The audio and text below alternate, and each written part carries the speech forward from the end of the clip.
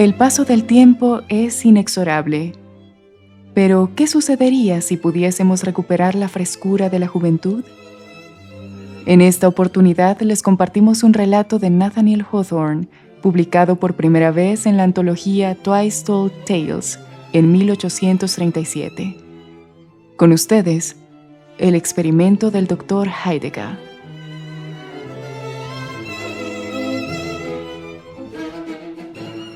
Una vez, el Dr. Heidegger, ese hombre singularísimo, invitó a 4 amigos a reunirse con él en su estudio.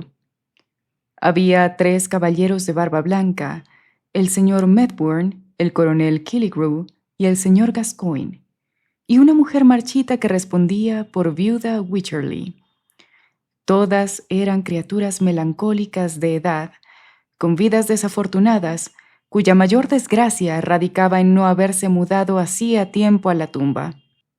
En sus años de vigor, el señor Medbourne había sido un comerciante próspero, pero una especulación frenética lo había llevado a perder todo, y ahora no estaba mejor que un mendigo. El coronel Killigrew había desperdiciado sus mejores años, su salud y su sustancia, persiguiendo placeres pecaminosos que habían dado a luz una prole de males como la gota y varios tormentos del alma y el cuerpo. El señor Gascoigne era un político arruinado y hombre de mala fama, o al menos lo había sido hasta que el tiempo, enterrándolo a los ojos de la generación presente, había transformado su fama en oscuridad.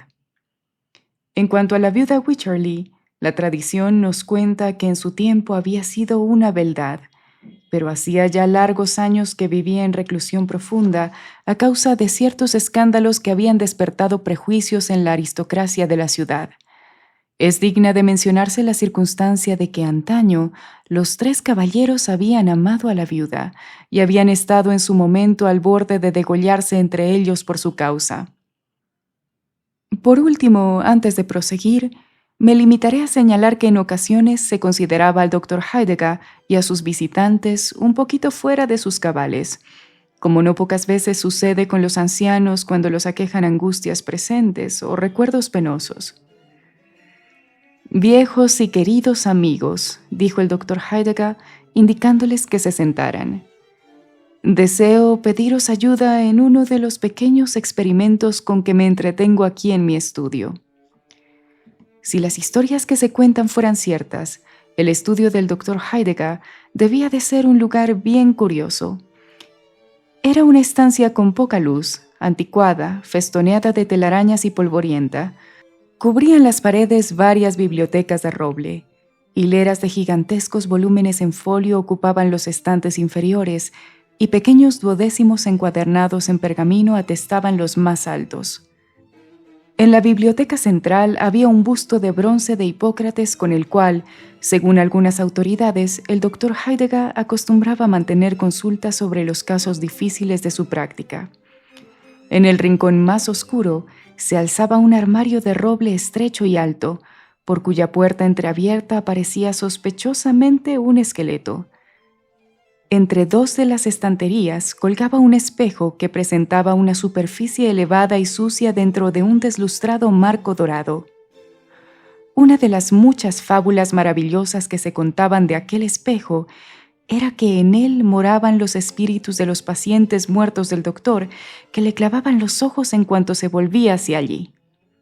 La pared opuesta estaba adornada con el retrato de cuerpo entero de una joven, ataviada con una deslucida magnificencia de seda, satén y brocado, y de rostro tan apagado como el vestido.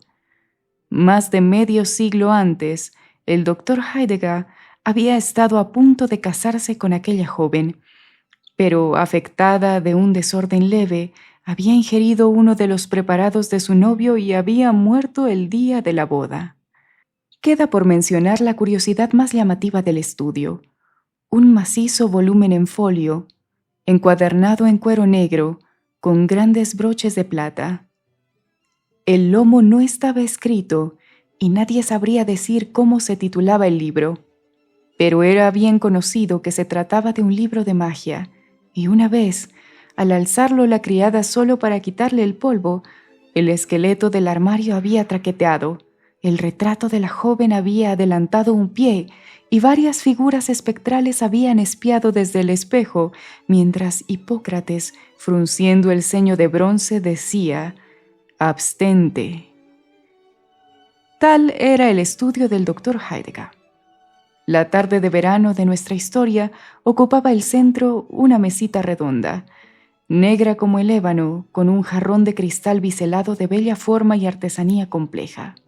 Sobre este jarrón daba directamente el sol, luego de entrar por la ventana y pasar entre los festones de 2 gastadas cortinas de damasco, de modo que un débil resplandor se reflejaba en los cenicientos rostros de los 5 ancianos sentados a su alrededor. Sobre la mesa había también 4 copas de champán. «Viejos y queridos amigos», repitió el doctor Heidegger, «¿puedo confiar en que me ayudéis a llevar a cabo un experimento extraordinariamente curioso?» Digamos que el doctor Heidegger era un hombre muy raro, cuya excentricidad había dado pábulo a 1000 historias fantásticas. El origen de algunas de ellas, para mi vergüenza, podrían remontarse a mi propia y veraz persona, y si algún pasaje de este relato sobresalta la fe del lector, soportaré de buena gana el estigma de cuentista. Al oírlo hablar del experimento, ninguno de los 4 huéspedes del doctor previó algo más allá del asesinato de un ratón en una bomba de vacío, el examen de una tela de araña al microscopio o alguna otra de las fruslerías que tenía por costumbre infligir a sus íntimos. Sin esperar respuesta, en cambio, el doctor Heidegger cruzó la estancia cojeando y volvió a la mesa con el pesado volumen en cuero negro que, según la opinión más extendida, era un libro de magia.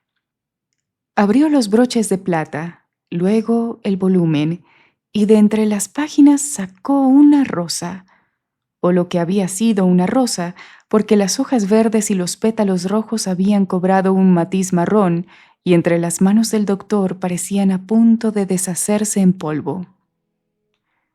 «Esta rosa», suspiró el doctor Heidegger, «esta flor mustia y friable, se abrió hace 55 años. Me la dio Sylvia Ward, cuyo retrato cuelga allí. Y yo pensaba llevarla en el pecho en nuestra boda. 55 años fue atesorada entre las páginas de este antiguo volumen.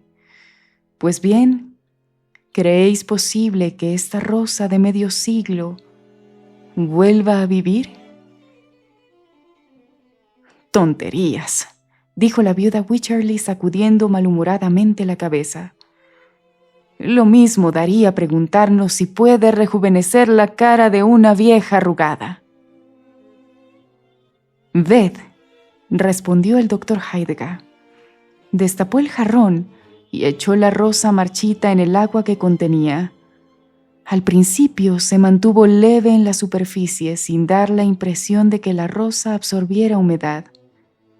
Pero pronto se hizo visible un cambio singular.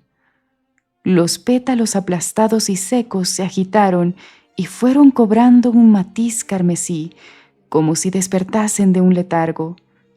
El flaco tallo y las hojas reverdecieron, y al fin la rosa de medio siglo ganó la frescura que había tenido cuando Sylvia Ward se la dio a su prometido. Era como si acabara de abrirse, porque algunos de los rojos pétalos se curvaban púdicamente alrededor del seno húmedo, dentro del cual brillaban 2 o 3 gotas de rocío. «Un bonito truco, sin duda», dijeron los amigos del doctor. Tibiamente, con todo, pues en espectáculos de magia habían presenciado milagros mayores. «Di, ¿cómo lo has hecho?» «¿Alguna vez habéis oído hablar de la fuente de la juventud?», dijo el doctor Heidegger, «que el aventurero español Ponce de León buscaba hace 2 o 3 siglos». «Pero nunca la encontró, ¿verdad?», dijo la viuda Wycherley. «No», respondió el doctor Heidegger, «porque no la buscó en el lugar correcto. Si no estoy mal informado, la famosa fuente de la juventud se encuentra en el sur de la península de Florida, no lejos del lago Macaco.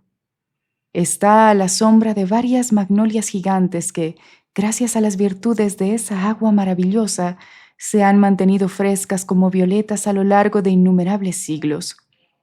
Un conocido mío, que sabe de mi curiosidad por estas cuestiones, me ha enviado lo que veis en el jarrón. «Ahem», dijo el coronel Killigrew, que no se creía una palabra de la historia. «¿Y qué efecto tendría el fluido en el cuerpo humano?»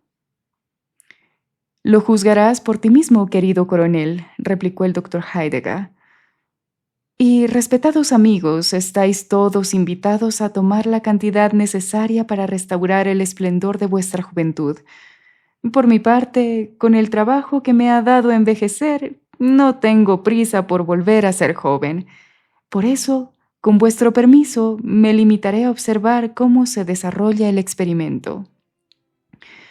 Sin dejar de hablar, el doctor Heidegger había ido llenando las 4 copas de champán con agua de la fuente de la juventud.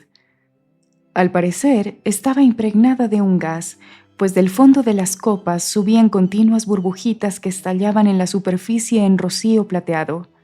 Como el licor difundía un perfume agradable, los ancianos no dudaron de que tuviera propiedades cordiales y estimulantes, y aunque escépticos respecto a su poder rejuvenecedor, se inclinaron a beberlo enseguida. Pero el doctor Heidegger les rogó que esperasen un momento. «Antes de beber, respetables amigos», dijo, «sería bueno que, guiados por la experiencia de una vida, antes de pasar otra vez por los peligros de la juventud, adoptarais algunas reglas generales. Pensad si no sería una vergüenza y un pecado que con esa ventaja peculiar no fuerais ejemplos de virtud y sabiduría para todos los jóvenes de vuestra época». Los 4 venerables amigos no respondieron, salvo con una risa débil y trémula. Tan ridícula les resultaba la idea de que, sabiendo cuán de cerca sigue el arrepentimiento los pasos del error, pudieran volver a descarriarse. «Entonces, bebed», dijo el doctor con una reverencia. «Qué alegría haber elegido tan bien a los sujetos de mi experimento». Manos paralíticas llevaron las copas a los labios. Si de verdad poseía las virtudes que le imputaba el doctor Heidegger, el licor no habría podido ofrecerse a 4 criaturas más dolorosamente necesitadas.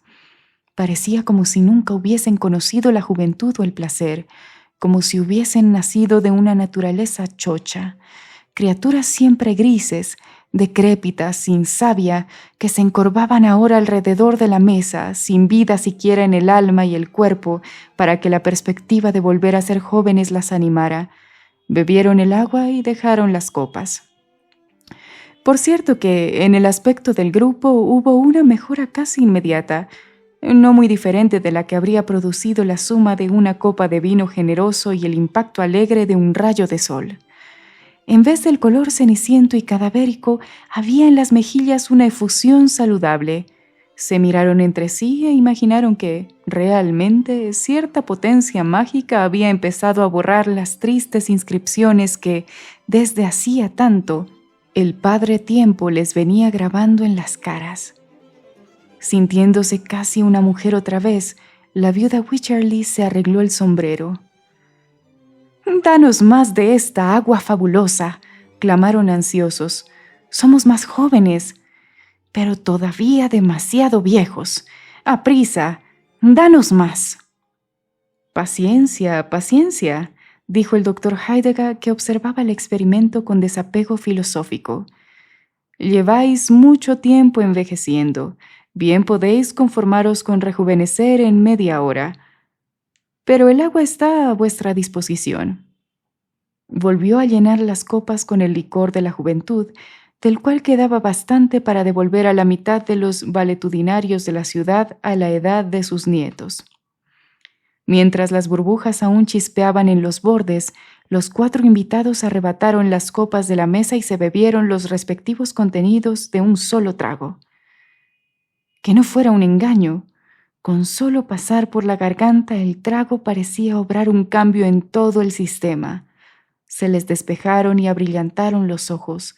Un color oscuro se acentuó entre los mechones plateados. Sentados alrededor de la mesa había 3 hombres de mediana edad y una mujer que apenas había dejado atrás su apogeo. «Querida viuda, estás hecha un encanto», exclamó el coronel Killigrew, que no dejaba de mirar cómo las sombras de la edad le huían de la cara como la oscuridad del amanecer. La bella viuda sabía desde hacía largo tiempo que no siempre los cumplidos del coronel Killigrew obedecían a una lucidez veraz, de modo que se levantó y corrió hasta el espejo, temiendo encontrarse aún con un rostro de anciana. Mientras, la conducta de los 3 caballeros probaba que el agua de la fuente de la juventud tenía ciertas propiedades intoxicantes, a menos que el entusiasmo fuera un leve mareo causado por la súbita desaparición del peso de los años. La mente del señor Gascoigne divagaba por temas políticos, aunque era difícil determinar si pasados, presentes o futuros, porque durante aquellos 50 años habían estado en boga las mismas ideas.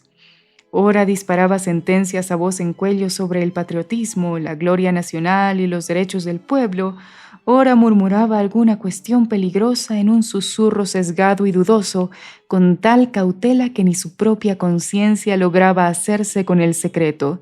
Ora volvía a hablar en términos mesurados y con gran deferencia, como si dirigiera sus bien construidos fraseos al oído de un rey. En todo este tiempo, el coronel Killigrew no había parado de entonar una jovial canción de borracho ni de hacer sonar la copa en polifonía con el estribillo, volviendo una y otra vez los ojos a la dotada silueta de la viuda Wycherley. Al otro lado de la mesa, el señor Medbourne se abocaba a un cálculo de dólares y centavos en el que extrañamente intervenía el proyecto de proveer de hielo a las Indias Orientales mediante témpanos polares tirados por ballenas. En cuanto a la viuda Wycherley, de pie frente al espejo cortejaba su propia imagen, le sonreía como una tonta y la saludaba como a la amiga más querida del mundo. Acercaba la cara al cristal para comprobar que alguna arruga o pata de gallo, muy recordada, hubiese desaparecido de verdad. Examinaba si la nieve del pelo se le había derretido por completo y si podía quitarse el venerable sombrero sin peligro. Por último, apartándose con brío, volvió a la mesa con paso danzarín. «Mi querido doctor», exclamó, «concédame otra copa, por favor». «Desde luego, querida señora, desde luego», respondió el complaciente doctor Heidegger. «Mira, si ya las he llenado todas». De hecho, había allí 4 copas rebosantes de agua maravillosa cuya delicada efervescencia que burbujeaba en la superficie recordaba un trémulo destello de diamantes. Con la inminencia del crepúsculo, la habitación estaba ahora más oscura que nunca, pero cada copa irradiaba un fulgor de luna, y lo mismo los 4 invitados.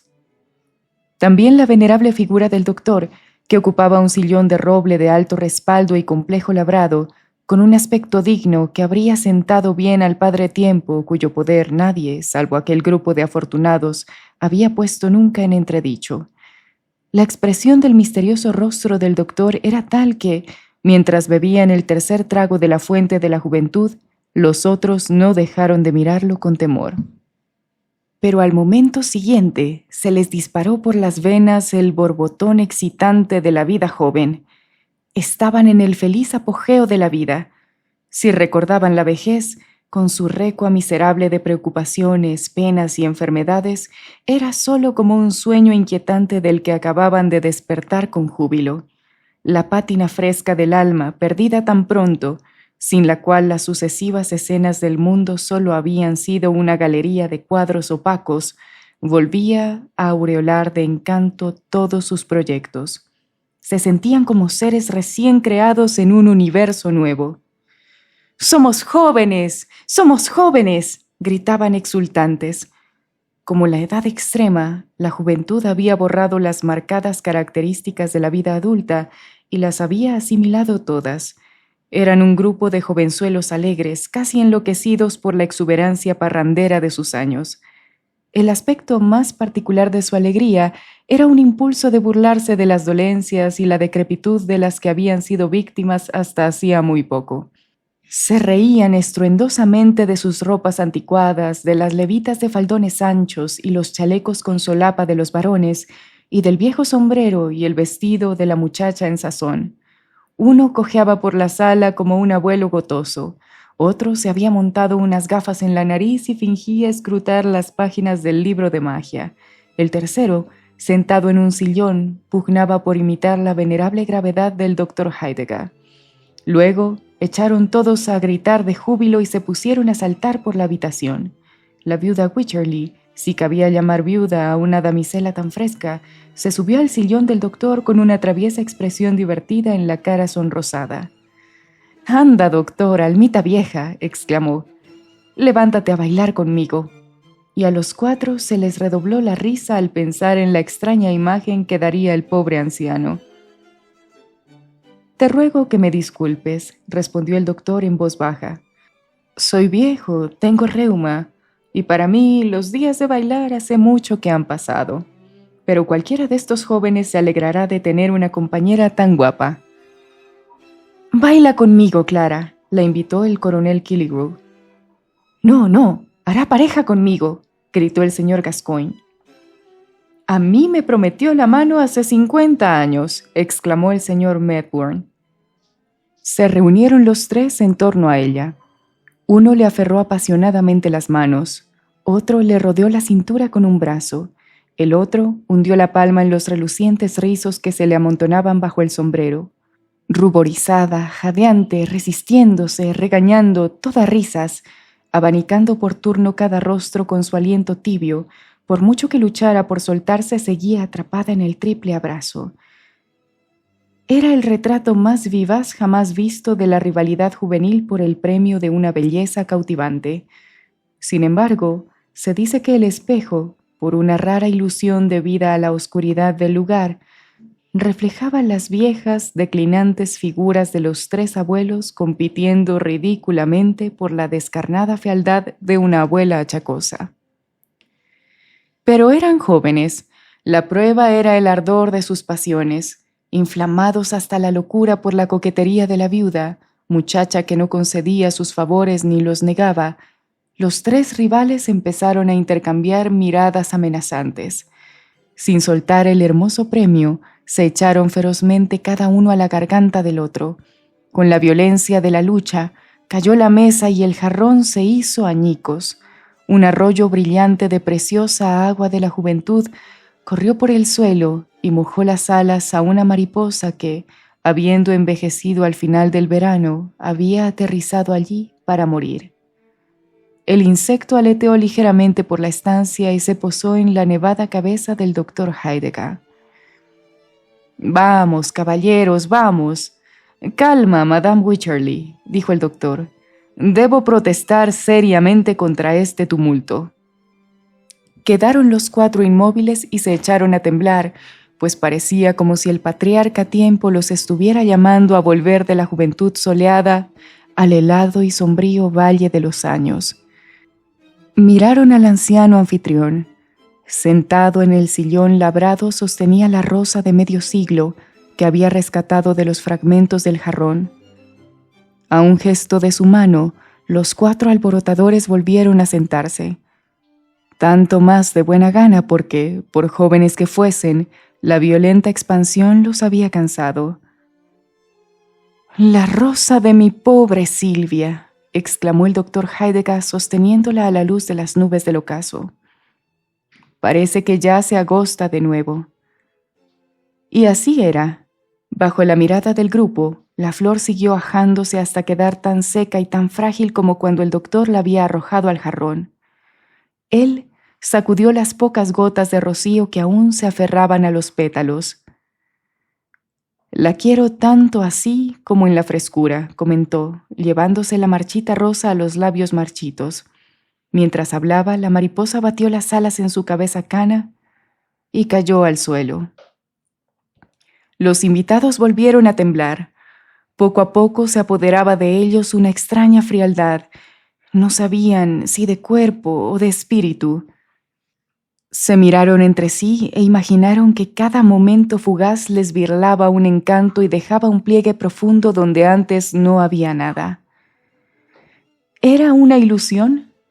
Se habían comprimido los cambios de toda una vida en un lapso tan breve y volvían a ser 4 ancianos sentados con un viejo amigo, el doctor Heidegger. Tan pronto y envejecemos de nuevo, gimieron. Nada más cierto. La virtud del agua de la juventud era apenas más pasajera que la del vino. El delirio que había creado se disipaba como una efervescencia.